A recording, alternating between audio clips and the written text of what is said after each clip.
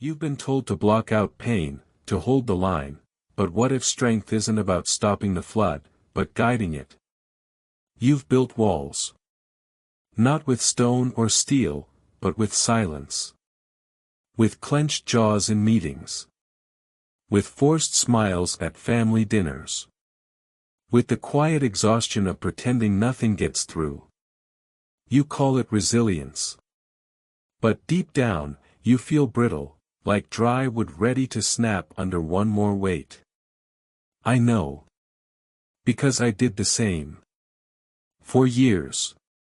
There was a winter, 2019, maybe, when everything broke open. My father passed. My business stalled. And I stood in my Dubai apartment overlooking the marina, watching yachts glide by as if the world hadn't cracked in half. I thought strength meant not crying. Meant not telling anyone how lost I felt. So I became a dam, rigid, sealed, holding back everything that threatened to spill over. But water doesn't disappear when you block it. It gathers. It presses. It finds cracks you didn't know existed. And one day, without warning, it bursts, not outward, but inward. Into your sleep. Into your patience. Into the way you look at your reflection and see only failure wearing your face. That's when I remembered something Marcus Aurelius wrote, not in some grand declaration, but in the quiet pages of his private journal: the impediment to action advances action. What stands in the way becomes the way.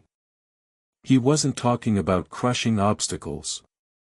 He was talking about letting them shape you, like river stones worn smooth by current, not shattered by force. And that's the truth we've forgotten: strength isn't resistance. It's redirection. The dam says, no. Not here. Not now. It fights the natural flow of things. It hoards control like treasure. But nature always wins. Floods rise. Earth shifts. And the dam, for all its might, collapses under the pressure of its own refusal to bend. The lighthouse doesn't stop the storm. It doesn't calm the sea. It simply stands, and shines. It offers direction, not defense. Presence, not protection. It doesn't ask the waves to be smaller. It asks the sailor to remember where shore lies. That's the shift. From barricade to beacon. Stoicism was never about emotional suppression. That's a modern myth sold to men who confuse numbness with nobility. The Stoics wept. They grieved. They raged, quietly, privately, but they never denied reality. Seneca lost 3 sons. Epictetus was enslaved. Marcus ruled an empire while plague devoured his people. None of them pretended it didn't hurt. Instead, they asked, what is this pain trying to show me? Pain is information. Not punishment. When you dam it up, you lose the message. But when you let it move through you, like wine through reeds, you hear what it carries: wisdom, clarity, even purpose. Think of your last argument, the one you swallowed instead of speaking. Or the grief you scheduled for later, as if sorrow respects calendars. You thought you were being strong. But you were just delaying the reckoning. And delay breeds distortion. What began as honest hurt becomes resentment. What was simple sadness curdles into cynicism. The lighthouse doesn't negotiate with the storm.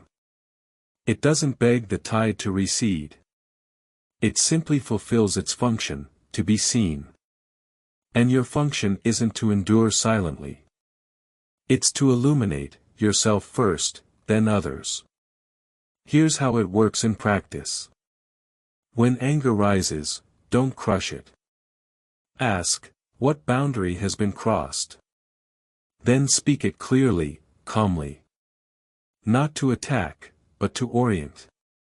When grief surfaces, don't bury it. Sit with it. Let it fill the room like incense smoke. It won't drown you. It will cleanse you. When fear whispers you're not enough, don't armor up. Acknowledge it, yes, I'm afraid. And I'm still here. That's courage. Not absence of fear, but companionship with it. This isn't passive. It's precise. Like a surgeon's hand, steady, not stiff. Social media teaches us to perform strength. To post victory laps while hiding the stumbles. But real strength is shown in the unposted moments, when you choose vulnerability over vanity, honesty over harmony, presence over perfection. You don't need to fix everything. You need to witness it.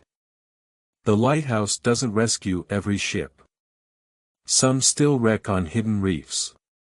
But those that see its light, they adjust course. They survive. And sometimes, that's enough. I stopped being a dam the day I called my sister and said, I can't do this alone.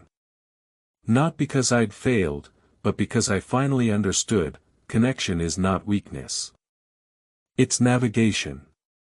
We are not islands. We are channels. And the current of life, pain, joy, loss, longing, is meant to move through us, not around us. Now, you might wonder, but what if I shine too brightly? What if they see my cracks? Good. Let them. A lighthouse isn't valued for being flawless marble. It's valued for standing firm while weathering every season. Its scars tell sailors, this place endures. So can you. Your wounds, once tended, become waypoints for others lost in their own fog. This week, try this: when emotion surges, pause.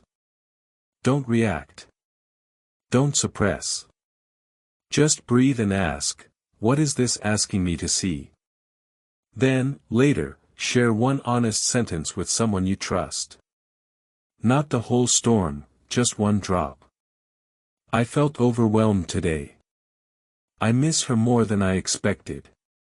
I'm not sure I believe in myself right now. That sentence is your beam. And someone, somewhere, is sailing blind, waiting for your light to cut through their night. Don't confuse stillness with stagnation. The lighthouse is still, but inside, its lamp turns. Constant. Purposeful. Alive. So are you. You don't have to stop the ocean. You just have to remember you're made of deeper water. There's a moment, after the storm passes, when the sea goes quiet. Not because it's empty, but because it's full of peace. That's where you're headed. Not by fighting the waves, but by learning to reflect the stars. You've spent so long building walls, you forgot you were born to be a harbor. Not a barrier. A beacon. Not a dam. A lighthouse. Stand tall. Shine true. Let the currents come. They were never your enemy. They were your teachers. And your light? It's already there. You just have to stop blocking it, and start broadcasting it. If any of these ideas resonated, I've linked the books in the description. Be the lighthouse, not the dam.